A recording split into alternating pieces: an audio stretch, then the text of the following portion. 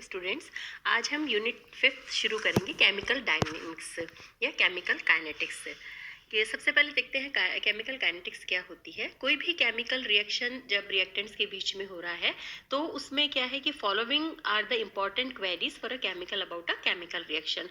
First is whether the reaction between two substances is taking place easily and what is the yield of the required products। यानी कि पदार्थ के बीच में होने वाली अभिक्रिया कितनी इजीली होगी, सुगमता से होगी, यानी अभिक्रिया का होना संभव है या नहीं, और उससे जो प्रोडक्ट बनेगा वो किस सीमा तक उसकी उपलब्धि हो सकती है। ठीक है। And second point is if the reaction is taking place then up to what extent. ठीक है। And if reaction is taking place then what is the rate and how much time will be taken for the completion of the reaction. यानी कि यदि अभिक्रिया होती है तो कितनी होगी, किस लिमिट तक होगी, और यदि अभिक्रिया होती है तो किस गति से होगी और उसे पूरा होने में कितना समय लगेगा। ये सब चीजें जो है हम केमिकल डायनेमिक्स के अंदर पढ़ते हैं। Means chemical dynamics is the branch of physical chemistry in which rate of different reactions, their mechanisms and the factors affecting the rate are studied। है ना।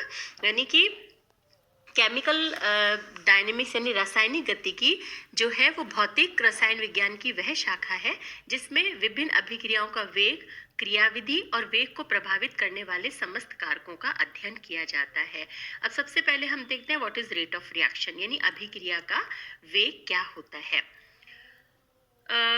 रासायनिक अभिक्रिया में गति या वेग का अर्थ क्या है कि इकाई समय में हुए परिवर्तन से हम इसको लेते हैं। मतलब इकाई समय में किसी अभिक्रिया के अभिकारकों अथवा उत्पादों की सांद्रता में जो परिवर्तन होता है वो अभिक्रिया की गति या अभिक्रिया का वेग कहलाता है। Means the change in concentration of reactants और products in a unit time is known as speed और रेट ऑफ रिएक्शन। ठीक है। अब अगर हम कंसंट्रेशन और टाइम के बीच में ग्राफ प्लॉट करते हैं तो देखिए इस तरह के दो ग्राफ हमें मिलते हैं। ये रिएक्टेंट का है, ये प्रोडक्ट का है। यानी कि जब हम कंसंट्रेशन और टाइम के बीच में प्लॉट करते हैं तो रिएक्टेंट का हम देखते हैं कि रिएक्टेंट जब रिएक्शन शुरू हो रहा है तो कंसंट्रेशन मैक्सिमम है। ठीक है। और टाइम 0 है। जैसे जैसे हम रिएक्शन स्टार्ट होती है, टाइम निकलता जाता है तो रिएक्टेंट की कंसंट्रेशन कम होती जाती है और इस तरह से ग्राफ मिलता है। प्रोडक्ट के लिए क्या होगा कि इनिशियली उसकी कंसंट्रेशन प्रोडक्ट की 0 है। ठीक है। जब टाइम 0 है और जैसे जैसे केमिकल रिएक्शन आगे बढ़ती जाती है तो प्रोडक्ट की कंसंट्रेशन बढ़ती जाती है और इस तरह से हमें ग्राफ प्राप्त होता है। ठीक है। तो ये रिएक्टेंट का ग्राफ है और ये प्रोडक्ट का ग्राफ है। हम इसमें देखते हैं कि अभिक्रिया का वेग जैसे धीरे धीरे घटता है। ठीक है। और धीरे धीरे घटता है लेकिन कभी भी शून्य नहीं होता। यानी इकाई समय में हुए परिवर्तन को अभिक्रिया का वेग नहीं कह के हम इसे क्या कहेंगे, औसत वेग कहते हैं या एवरेज वेलोसिटी कहते हैं। So average rate of reaction क्या हो गया, change in concentration of A upon time taken for the change is equal to minus del concentration of A upon delta T. हमने माइनस साइन बताया क्योंकि reactant की concentration कम होती जाती है तो माइनस का साइन लेते हैं। अगर हम इसे प्रोडक्ट के फॉर्म में लेंगे तो यहाँ पर पॉजिटिव साइन आएगा। क्लियर। अब हम देखते हैं कि factors influencing the rate of reaction की। ये जो रेट ऑफ रिएक्शन है उस पर कौन कौन से कारक हैं जो कि इसको प्रभावित करते हैं। It is observed that the rate of chemical reaction is affected by many factors। ठीक है। कुछ जैसे इसमें दे रखे हैं। First is nature of the reactant. Nature of the reactant से यानी अभिकारक की प्रकृति कैसे निर्भर करेगा कि in a chemical reaction some bonds are broken and some new bonds are formed। hence rate of reaction depends on the type of bonding कि किस तरह का उसके अंदर बॉन्ड है। ठीक है। जैसे कि the nature of reactant means कि if reactant are ionic or free radical the reactions will be fast। ठीक है। और अगर ये जो रिएक्शन है अगर molecular reaction takes place at a slow rate तो in molecular reaction also the nature of the reactant itself plays an important role in the rate of reaction। मतलब क्या है कि इनके बीच में जो बॉन्ड है ना, वो किस तरह की नेचर के इसके ऊपर डिपेंड करता है।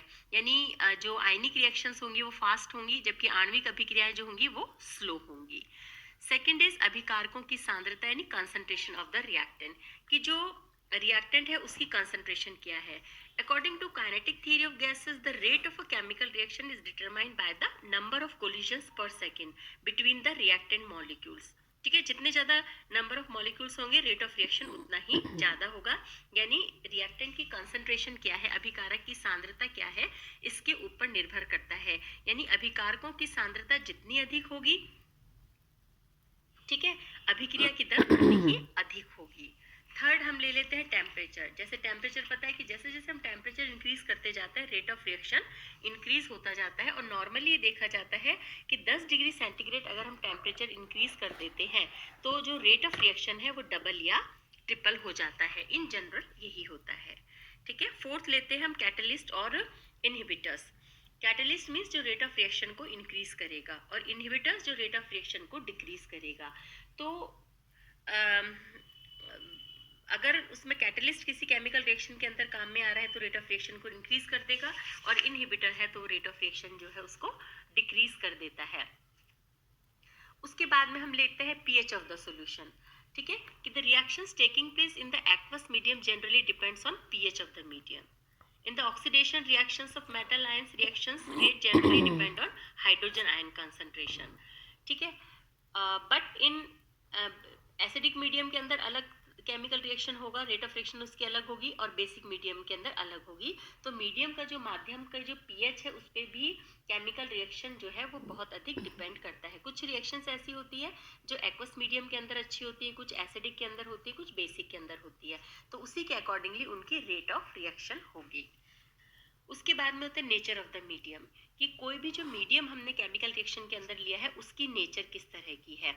जैसे कि आपको पता है कि आयनिक रिएक्शंस जो होती हैं, या आपके कहो कि ध्रुवीय क्रियाकारक जो होते हैं वो ध्रुवीय विलायकों में तेज गति से रिएक्शन करते हैं। ठीक है, जबकि अध्रुवीय विलायकों में इस प्रकार के क्रियाकारक जो हैं वो स्लो स्पीड से गति करेंगे।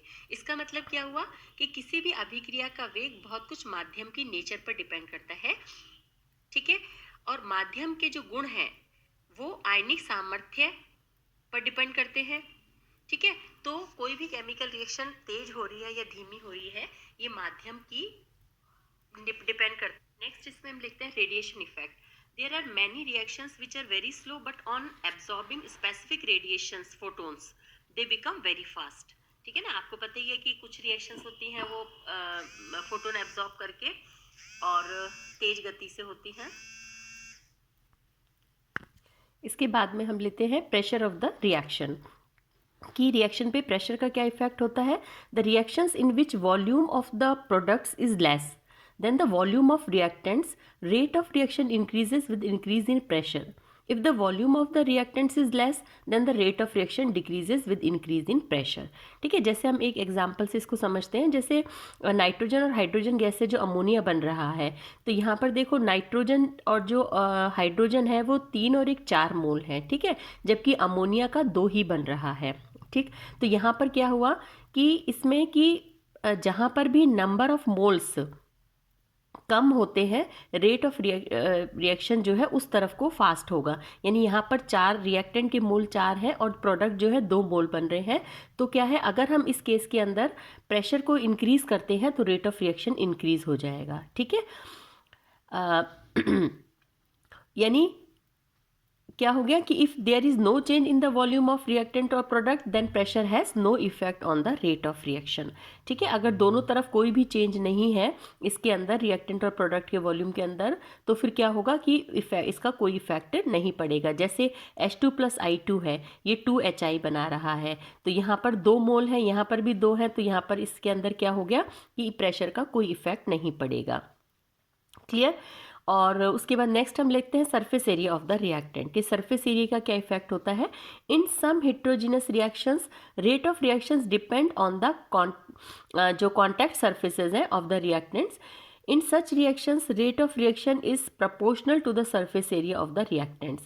Thus, as small sized are the reactants, इन जो पाउडर्ड फॉर्म में अगर होंगे तो वो greater is the surface area and higher is the reaction rate.